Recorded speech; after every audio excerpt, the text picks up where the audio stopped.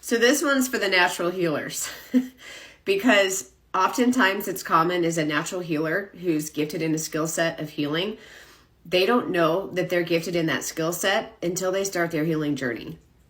And up until the time that they start that healing journey, they attract toxic people, both men and women, in friendships and relationships, because what happens is they're vibing out a healing vibe, which brings in people that need healing because they also need healing too, so there's a match there. But what happens is, as natural skilled healers, we reflect what people need to heal. And as a healer reflects what another person needs to heal, there's a couple different things that can happen. One, they can latch on and a toxic relationship will start because they're expecting that person to do the healing for them. Or they will instantly reject them and walk away and self-select out of their space because they don't like the vibe they feel, because they're literally seeing what they need to heal. So they're automatically not drawn to that person because they're not ready to do the healing.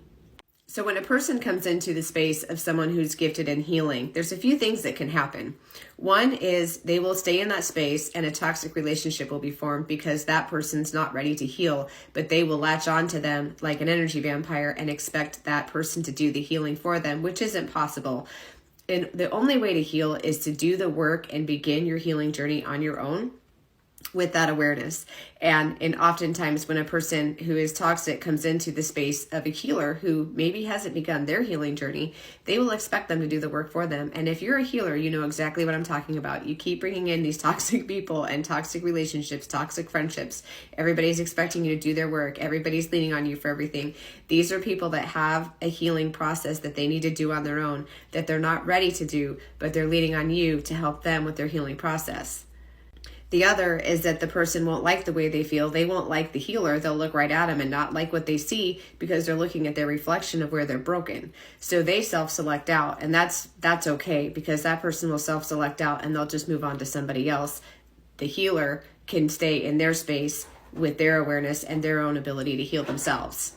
Or there is a possibility that the person who comes into the space of a healer, they will have a trauma bond because they both had similar traumatic experiences that created the beginning of their healing journey, and they can heal together on their journey, not doing the work for each other, but doing the work themselves, but together as they create a relationship, which can be a really beautiful process when they work together and they move through this journey of healing.